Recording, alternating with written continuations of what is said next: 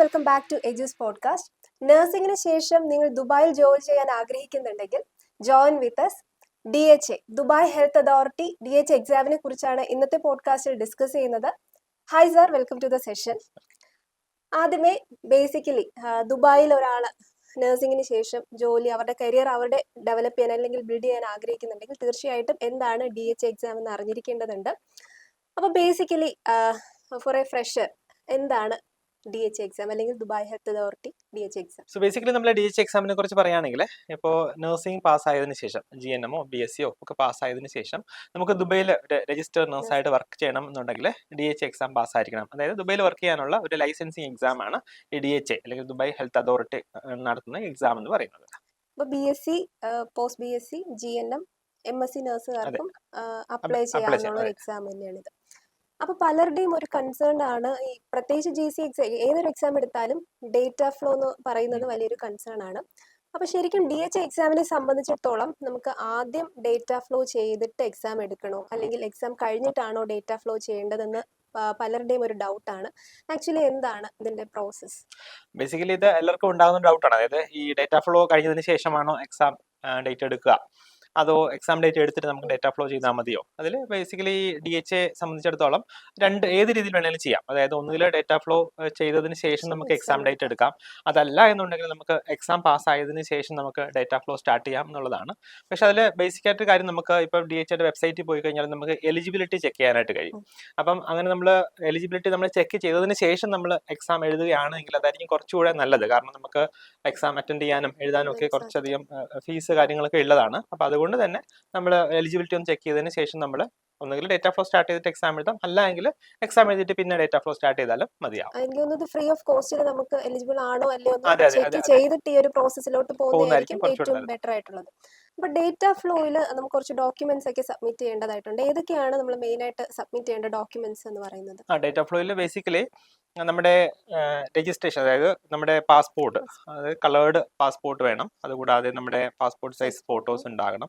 പിന്നെ നമ്മുടെ രജിസ്ട്രേഷൻ, നാട്ടിൽ തന്നെ രജിസ്ട്രേഷൻ സർട്ടിഫിക്കറ്റ്, നമ്മുടെ മാർക്ക് ലിസ്റ്റ്, ഡിഗ്രി സർട്ടിഫിക്കറ്റ്, ഈ എല്ലാ ഡീറ്റെയിൽസ് നമുക്ക് വേണ്ടി വരും നമുക്ക് രജിസ്റ്റർ ചെയ്യാനായിട്ട്. ഓക്കെ, ഇതിന് എനിക്ക് തോന്നുന്നു BLS സർട്ടിഫിക്കറ്റും ഗുഡ് സ്റ്റാൻഡിംഗ് സർട്ടിഫിക്കറ്റ് ഇമ്പോർട്ടന്റ് ആയിട്ടുള്ള രണ്ട് ഡോക്യുമെന്റ്സ് ആണ്.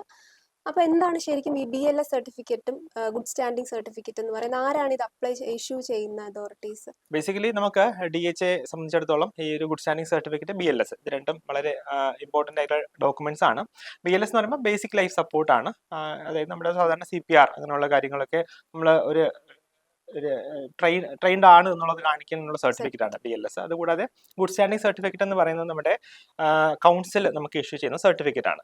സോ ഇതിൽ പ്രത്യേകിച്ച് നമ്മൾ ശ്രദ്ധിക്കേണ്ട ഒരു കാര്യം എന്ന് വെച്ച് കഴിഞ്ഞാൽ നമ്മൾ ഒരു ലാസ്റ്റ് ഒരു 6 months ആയിരിക്കണം നമ്മൾ ഈ ഒരു ഡോക്യുമെന്റ്സ്. 6 months വാലിഡിറ്റി ആണ് തോന്നുന്നത്. അതെ, 6 months വാലിഡിറ്റി ആണ് ഇതിന് വരിക. അപ്പോൾ നമ്മൾ സാധാരണ നമ്മളെ ഡേറ്റ ഫ്ലോ ഒക്കെ സ്റ്റാർട്ട് ചെയ്ത് ഒരു 1 month ശേഷം നമ്മൾ അപ്ലൈ ചെയ്യുന്നതായിരിക്കും അഭികാമി എന്ന് പറയുന്നത്. സാർ, നമ്മൾ ഈ DHA എക്സാം ക്വാളിഫൈ ചെയ്യുന്നതിന് വേണ്ടിയിട്ടുള്ള പ്രോസസ്സ്, ഏതൊക്കെ പ്രോസസ്സിലൂടെയാണ് നമ്മൾ കടന്നു പോകേണ്ടി വരിക?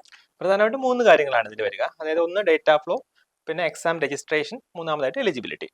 അപ്പോൾ ഇത് ശരിക്കും നമ്മളിത് ഒഫീഷ്യലി നമ്മൾ ചെയ്യുന്നത് ഷെരിയാൻ പോർട്ടൽ വഴിയാണ്. സോ നമുക്ക് അതിനകത്ത് ലോഗിൻ ചെയ്ത് നമുക്ക് സ്വന്തമായിട്ടൊരു യൂസർ ID പാസ്വേഡ് ഒക്കെ നമുക്ക് ക്രിയേറ്റ് ചെയ്യാനായിട്ട് കഴിയും.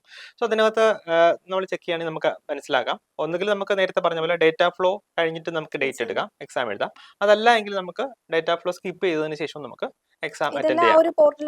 എല്ലാം അതെ, ഷെരിയാൻ പോർട്ടൽ വഴി തന്നെയാണ് ഉള്ളത്. പിന്നെ എലിജിബിലിറ്റി സർട്ടിഫിക്കറ്റിനെ കുറിച്ച് പറയുകയാണെങ്കിൽ നമുക്ക് എലിജിബിലിറ്റി സർട്ടിഫിക്കറ്റ് സാധാരണ നമ്മൾ എക്സാം പാസ്സാകുമ്പോഴായിരിക്കും നമുക്ക് അത് ഇഷ്യൂ ചെയ്ത് കിട്ടുക. സോ അതിന് ഒരു 1 year വാലിഡിറ്റി ആണ് വരിക. അതിനുശേഷമാണ് ലൈസൻഷ്യൽ പ്രോസസ്സ് ഒക്കെ പോവുക. അപ്പോൾ ഈ ഒരു സർട്ടിഫിക്കറ്റിന് 1 year വാലിഡിറ്റി ആണെന്നുള്ളത് കൂടെ നമ്മൾ ഓർക്കണം. എല്ലാ GCC എക്സാമിലും എക്സ്പീരിയൻസ് എന്നുള്ളത് മാൻഡേറ്ററി ആണ്. DHA എക്സാമിനെ സംബന്ധിച്ചിടത്തോളം ഈ എക്സ്പീരിയൻസിന്റെ ഡീറ്റെയിൽസ് എന്തൊക്കെയാണ്? ഇതിലെ ഒരു അട്രാക്റ്റീവ് ആയിട്ടുള്ള ഒരു കാര്യം എന്താണെന്ന് വെച്ച് കഴിഞ്ഞാൽ അതായത് ഒരു ഫ്രഷറിന് വേണമെങ്കിൽ ഇത് അപ്ലൈ ചെയ്യാം. അതായത് നമ്മൾ എക്സ്പീരിയൻസിന്റെ ആവശ്യമില്ലാതെ ഫ്രഷറിന് തന്നെയും വേണമെങ്കിൽ അപ്ലൈ ചെയ്യാം. അതല്ല ഇനിയിപ്പോൾ എക്സ്പീരിയൻസ് ഉള്ളവരാണെങ്കിൽ അവർക്ക് എക്സ്പീരിയൻസിൽ 1 year കൂടുതൽ ബ്രേക്ക്, അതായത് റീസെന്റ് ആയിട്ടുള്ള എക്സ്പീരിയൻസിൽ 1 year കൂടുതൽ ബ്രേക്ക് വരാനായിട്ട് പാടില്ല. സോ ഇത്രയും വളരെ ഇമ്പോർട്ടന്റ് ആയിട്ട് നമ്മൾ ശ്രദ്ധിക്കേണ്ട കാര്യമാണ്. അപ്പോൾ നമ്മുടെ എക്സാം പാറ്റേൺ അല്ലെങ്കിൽ എക്സാമിന്റെ ഡ്യൂറേഷൻ അല്ലെങ്കിൽ എങ്ങനെയാണ് എക്സാമിന് പ്രിപ്പയർ ചെയ്യേണ്ടത്? നമ്മുടെ തിയറി നോളജ് മതിയോ? അല്ലെങ്കിൽ ക്വസ്റ്റ്യൻ പേപ്പർ വർക്കൗട്ട് ചെയ്യുന്നത്, അതിന്റെ ഇമ്പോർട്ടൻസ് അതൊക്കെ എന്തൊക്കെയാണെന്ന് പറയാം. സാധാരണ ഈ ഒരു എക്സാമിന് പ്രിപ്പയർ ചെയ്യുന്ന എല്ലാവർക്കും ഉണ്ടാകുന്ന ഒരു ഡൗട്ടാണ് എങ്ങനെയാണ് ഇതിനെ പ്രിപ്പയർ Prepare ചെയ്യേണ്ടത് എന്നുള്ളത്. സോ നമ്മുടെ DH എക്സാമിനെ കുറിച്ച് പറയുകയാണെങ്കിൽ ഒരു 150 ക്വസ്റ്റ്യൻസ് ആയിരിക്കും നമുക്ക് അറ്റൻഡ് ചെയ്യേണ്ടതായിട്ട് വരിക. സോ ഇത് ഞാൻ എപ്പോഴും പറയുന്ന പോലെ ഒരു എക്സാം പാറ്റേൺ അറിഞ്ഞു പഠിക്കുക എന്നുള്ളതാണ് ഇതിൽ നമുക്ക് ചെയ്യാനായിട്ട് കഴിയുന്നത്. അതായത് കുറച്ച് സെലക്ടഡ് ആയിട്ടുള്ള കുറച്ച് ഏരിയാസ് ഉണ്ട്, അതുകൂടാതെ കുറെ ക്വസ്റ്റ്യൻസ് ഉണ്ട്. സോ നമ്മൾ ശരിക്കും അത് ഫോക്കസ് ചെയ്തിട്ട് ഒത്തിരി വാരി വലിച്ച് പഠിച്ചിട്ട് കാര്യമില്ല. കാരണം നമുക്ക് സ്മാർട്ട് വർക്ക് അതെ സ്മാർട്ട് വർക്ക് ആണ് ആവശ്യം. കാരണം നമ്മൾ ഒരുപാട് പഠിച്ചിട്ട് കാര്യമില്ല. നമുക്ക് കൃത്യമായിട്ടുള്ള ഏരിയാസ്, കൃത്യമായിട്ടുള്ള ക്വസ്റ്റ്യൻസ് നമ്മൾ വർക്ക്ഔട്ട് ചെയ്യുകയാണെങ്കിൽ ഉറപ്പായിട്ടും നമുക്ക് ഈ എക്സാം വളരെ ഈസി ആയിട്ട് പാസ്സാകാൻ പറ്റുന്നതേ ഉള്ളൂ. അപ്പൊ ഈ ഡേറ്റ ഫ്ലോ എന്ന് പറയുന്നത് ഈ ഒരു എക്സാമിനെ സംബന്ധിച്ചിടത്തോളം വളരെ ഒരു ഇച്ചിരി തലവേദന പിടിച്ചൊരു കാര്യം തന്നെയാണ്. അപ്പൊ നമ്മൾ ഡേറ്റ ഫ്ലോ ചെയ്യുമ്പോൾ ശ്രദ്ധിക്കേണ്ട കാര്യങ്ങൾ അല്ലെങ്കിൽ ചെയ്യേണ്ടതും ചെയ്യേണ്ടതരുതാത്ത കാര്യങ്ങളും എന്തൊക്കെയാണ്?